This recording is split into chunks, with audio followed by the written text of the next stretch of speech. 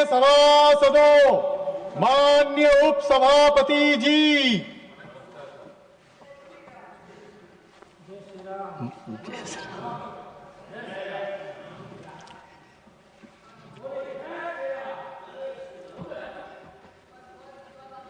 further discussion on the working of the Ministry of Rural Development raised by Dr. K. Lakshman on the 10th March 2026. I now call upon the members whose names have been received for the participation in the discussion.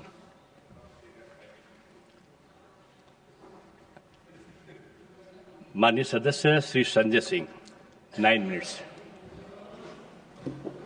धन्यवाद मान्यवर। आपने ग्रामीण विकास जैसे महत्वपूर्ण मंत्रालय के विषय पर मुझे अपनी बात कहने का मौका दिया। मान्यवर, मैं अदम गोंडवी जी की चंद लाइनों से अपनी बात शुरू करना चाहता हूं कि तुम्हारी फाइलों में गांव का मौसम गुलाबी है, तुम्हारी फाइलों में गांव का मौसम गुलाबी है, मगर ये आंकड़े झूठे हैं, ये दावा किताबी है। सर, भारत की सरकार ने जब विकसित भारत की कल्पना की है तो उस कल्पना के तहत गांव को कहां रखा है, आपके माध्यम से ये देश को मालूम होना चाहिए।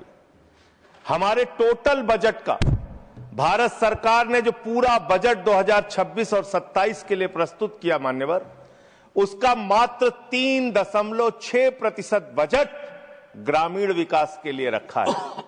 यह स्पष्ट करता है सरकार की मंशा को, यह बताता है कि ग्रामीण विकास के लिए आपकी सोच क्या है, ग्रामीण व्यवस्था को आप कैसे संचालित करना चाहते हैं, कितना विकास वहां पर करना चाहते हैं।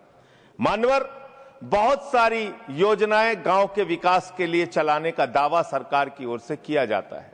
उसमें से एक प्रमुख योजना है जिसका ढिंढोरा भारत की सरकार बार बार पीटती है, जल जीवन मिशन, जल जीवन मिशन, हर घर जल की योजना, हर घर जल की योजना। वो जल जीवन मिशन क्या है मान्यवर, जिसके ऊपर आप लाखों करोड़ रुपए अब तक खर्च कर चुके हैं। गांव गांव में पाइप से पानी पहुंचाने के नाम पे लोगों से आप पैसा लेंगे, वहां की जनता को मीटर लगा के पैसे की वसूली करेंगे, जो व्यवस्था पहले नहीं थी। उसके बाद आपने गांव गांव में सड़कों की खुदाई कर दी। जो ग्रामीण व्यवस्था के अंदर जिला पंचायत से सड़क बनी थी, ग्राम सभा से सड़क बनी थी, जो गांव के विकास के लिए पैसा लगा था, उसको जल जीवन मिशन के तहत सड़कें खोद के, गांव के रास्ते खोद के उसको बर्बाद करने का काम किया गया। तो जल जीवन मिशन जन जीवन को अस्त व्यस्त कर रहा है। एक तो ये उस मिशन की खासियत है जो सरकार को सोचना और जानना चाहिए। दूसरी बात मान्यवर, मेरा तो कहना छोड़ दीजिए, भारतीय जनता पार्टी के एक विधायक है ब्रजेश राजपूत जी, उन्होंने उत्तर प्रदेश के सरकार के मंत्री का घेराव किया। मान्यवर, अरे मान्यवर, देश का सबसे बड़ा राज्य है, उसी राज्य से आप भी आते हैं, हम भी आते हैं, उसी राज्य से आप भी आते हैं, हम भी आते हैं। तो अगर एक भ्रष्टाचार के मामले में कोई जानकारी आपके माध्यम से मैं दे रहा हूं तो जानना चाहिए मान्यवर आपको। मान्यवर, रूरल डेवलपमेंट के नाम पे इस जल जीवन मिशन में गांव गांव में टंकियां बनाई गई। उन पानी की टंकियों की हालत जाकर देखिए। वो पानी की टंकियां उद्घाटन से पहले उजड़ जाती हैं, उद्घाटन से पहले उखड़ जाती हैं, टूट जाती हैं, गिर जाती हैं। 5-5, 10-10 करोड़ की टंकियां, पाइपलाइन जो है वो टूट जाती है। तो मैंने तो इसका मामला सबसे पहले उठाया था, तब सरकार ने हमारी बात नहीं सुनी, कई मुकदमे मेरे ऊपर उल्टा करा दिया। लेकिन इनके एक विधायक ने मान्यवर अपने ही मंत्री का घेराव कर लिया, ब्रजेश राजपूत जी ने, और कहा और बीजेपी के विधायक ने कहा कि इस योजना में जबरदस्त भ्रष्टाचार है। इसलिए ये योजना भ्रष्टाचार की भेंट चढ़ चुकी है। दूसरी बात आते हैं, आपने गांव के अंदर जो तमाम और स्कीम शुरू की और उसकी हकीकत क्या है, कितना बजट निर्धारित किया, कितना खर्च किया। आपने मान्यवर मनरेगा के तहत 25-26 में 86,000 करोड़ रुपए निर्धारित किया था बजट में। और इस बार 26-27 में आपने 88,000 करोड़ रुपए मनरेगा के लिए निर्धारित किया। जब आपने 86,000 करोड़ रुपए निर्धारित किया तो आपकी गारंटी थी 100 दिन की। जब आपने 88,000 करोड़ रुपए निर्धारित किया तो आपकी गारंटी है 125 दिन की, और आप कह रहे हैं हम 60% भागीदारी करेंगे। पिछले कई वर्षों से, जब से प्रधानमंत्री नरेंद्र मोदी जी बने हैं इस देश के और जब से भारतीय जनता पार्टी की सरकार है, मनरेगा की स्कीम में इस सदन के अंदर मैं पूरे जिम्मेदारी से बोलना चाहता हूं, एक भी साल में 50 दिन से ज्यादा आपने रोजगार नहीं दिया। मनरेगा स्कीम को आपने मारने का काम किया, खत्म करने का काम किया, और उसके बाद आपने कह दिया 40% राज्य सरकारों की हिस्सेदारी होगी। जो राज्य सरकारें ज्यादातर घाटे में चल रही हैं, चलिए वो भी आपने कर दिया जो आपको करना था। आपने स्कीम पास कर दी जी राम जी की, लेकिन मुझे आप जरा कृपा करके बताइए, आपके हिस्से का 125 दिन के हिसाब से रुपया बैठता है मंत्री जी 2 लाख करोड़ रुपए। तो आपने तो निर्धारित ही 88,000 करोड़ रुपए किया है। तो आप इस स्कीम में क्या सोचते हैं, क्या आपकी योजना है और कितना आप बजट निर्धारित करना चाहते हैं? यानी कि आपकी मंशा ही साफ नहीं है कि आप मनरेगा स्कीम को गांव-गांव तक चला सके। इसके बाद मान्यवर आते हैं, एक मिनट माननीय मंत्री। करना चाहता हूं कि जब मैं बोलूं तब आप सुनने जरूर उपस्थित रहना, बोल के चले मत जाना, एक एक चीज का जवाब दूंगा।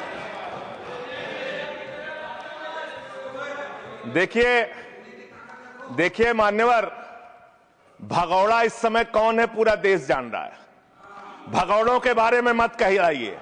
देश का प्रधानमंत्री गैस के संकट के इस समय में किस गुफा में छुपा हुआ है, पहले उसको निकाल के लाइए। आप पहले उसको निकाल के लाइए। प्रधानमंत्री किस गुफा में छुपे हुए हैं? प्रधानमंत्री के बारे में आप हमारे ऊपर टिप्पणी कर रहे हैं, का प्रयोग नहीं करेंगे। आप हमारे ऊपर टिप्पणी कर रहे हैं, ये आप हमारे ऊपर टिप्पणी कर रहे हैं। पूरा देश गैस की लाइनों में खड़ा है, प्रधानमंत्री गुफा में छिपे हुए हैं।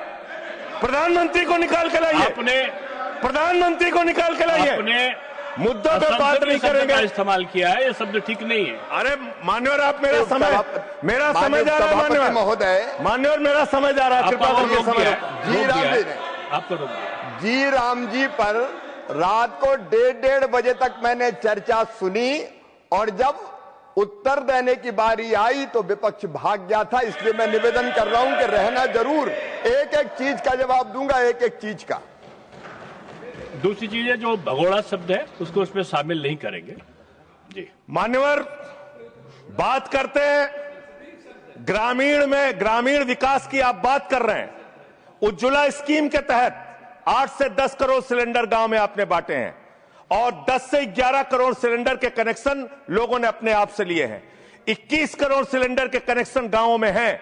मैं आपके माध्यम से इस सरकार से पूछना चाहता हूं, मध्य एशिया के अंदर जो युद्ध चल रहा है इजराइल और अमेरिका और ईरान के बीच में, आप क्यों इजराइल की चमचागिरी में खड़े हो गए, जिसके कारण से हिंदुस्तान को आज गैस का संकट भुगतना पड़ रहा है। पूरा देश लाइन में खड़ा है, गांव लाइन में खड़ा है, शहर लाइन में खड़ा है, एक एक इलाका लाइन में खड़ा है। होटल बंद हो रहे हैं मान्यवर, मोरवी के अंदर गुजरात में टाइल्स की फैक्ट्रियां बंद हो रही है मान्यवर। आपने क्या हालत की है। आप राज्यों के साथ न्याय नहीं करते, आप ग्रामीण व्यवस्था के साथ न्याय नहीं करते। आपने बनारस के अंदर 4200 एकड़ जमीन वहां के किसानों की जबरन कब्जा की। 2013 का जो अधिकरण का नियम है, वो नियम आपने लागू नहीं किया। वहां लाठियों से किसानों को पीट के प्रधानमंत्री के संसदीय क्षेत्र में जमीनें कब्जा करने का काम आपने किया। जो पंजाब पूरे देश का पीडीएस सिस्टम चलाता है, 50% भागीदारी पंजाब के किसानों की होती है। आपने पंजाब के रूरल डेवलपमेंट का 8,000 करोड़ रुपए मार के बैठे हुए। आप बताइए क्यों आपने पंजाब का हिस्सा नहीं दिया, क्यों आप वहां के साथ सौतेला व्यवहार कर रहे हैं। बताइए इस देश को और पंजाब के लोगों को। वहां पर बाढ़ आई, आप भी गए थे मंत्री जी वहां पे दुख जताने के लिए। आपने वहां की भयावह परिस्थितियों को देखा था, बावजूद इसके 1600 करोड़ रुपए की मदद आपने घोषित की थी। 16 पैसे आपने पंजाब को नहीं दिए, 16 पैसे। यह आपकी दुर्भावनापूर्ण नीति है जो राज्यों को भुगतनी पड़ रही है, जो देश को भुगतनी पड़ रही है। और ग्रामीण विकास के नाम पर आपने इस देश के गांव में रहने वाली जनता को लगातार धोखा देने का काम किया है, लगातार उनको ठगने का काम किया है। चाहे वो आंगनबाड़ी की स्कीम हो, आंगनबाड़ी की कार्यकर्तियां, हर काम में उनको आप लगा देते हैं, लेकिन आप उनको पैसा देने के नाम पर आपको हंसी आएगी, हंसी आएगी, हंसी आएगी। आंगनबाड़ी की योजना गांव में ही चलती है, गांव में ही चलती है, हंसी आएगी आपको। मान्यवर, मैं अंत में एक ही बात कहना चाहता हूं। मंत्री जी ने कहा भागिएगा नहीं, मैं बिल्कुल बैठ के आपकी एक एक बात को सुनूंगा। मंत्री जी, ध्यान से सुनूंगा। जितनी बात मैंने कही है उसका पूरा जवाब दीजिएगा, और अगर आप जवाब नहीं दे पाएंगे तो मुझे भी उस वक्त बोलने का अवसर दीजिएगा। आप ही अकेले बोलने का अधिकार रखते हैं, ऐसा नहीं होना चाहिए। और दूसरी बात मान्यवर, दूसरी बात, इस समय भगौड़ा कौन है, ट्रंप की गुलामी कौन कर रहा है, पूरा देश देख रहा है। माननीय, जो भी इस चर्चा के दौरान जो भी सदस्य असंसदीय शब्द आया होगा वो शामिल नहीं होगा चर्चा में। अब अगर है तो नहीं होगा, अगर असंसदीय नहीं है तो शामिल होगा।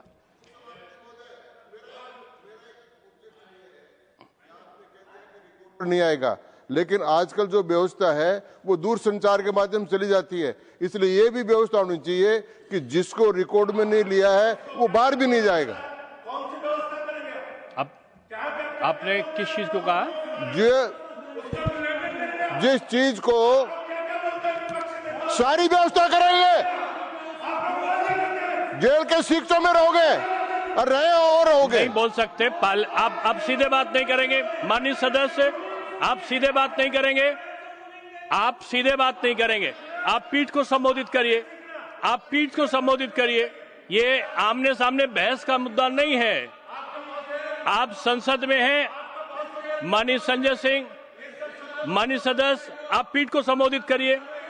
आप इस तरह से बात नहीं कर सकते। Next speaker Shri P Sunil ji. देखिए, मैं माननीय सदस्यों से अनुरोध करूंगा कि जो चर्चा होती है उसमें शब्दों का संयम ये आवश्यक होता है। आरोप लगाने पे मनाही नहीं है, लेकिन आरोपों की भी एक सीमा होती है शब्दों की, उसका पालन करना होगा। और जो इस प्रकार के शब्द आए होंगे जिनमें आपत्ति हो सकती है वो सम्मिलित नहीं होंगे। और दूसरा एक और अनुरोध साथ में है कि हम लोग सोशल मीडिया का, जैसे आपने जिक्र किया, सोशल मीडिया पे हम लोग जो यहाँ पर वक्तव्य होते हैं उनको देते हैं और किसी व्यक्ति विशेष के बारे में हम कुछ विश्लेषण लगाते हैं तो वो वहां पर उपस्थित नहीं होते। लेकिन सोशल मीडिया में जब वो चलता है तो कभी माननीय प्रधानमंत्री जी सुनते हुए दिखाई पड़ते हैं, कभी गृह मंत्री। मैं समझता हूं ये उचित नहीं है। संसदीय व्यवस्थाओं के अंतर्गत वो वही होना चाहिए जो सदन में मौजूद हो। Next Shri P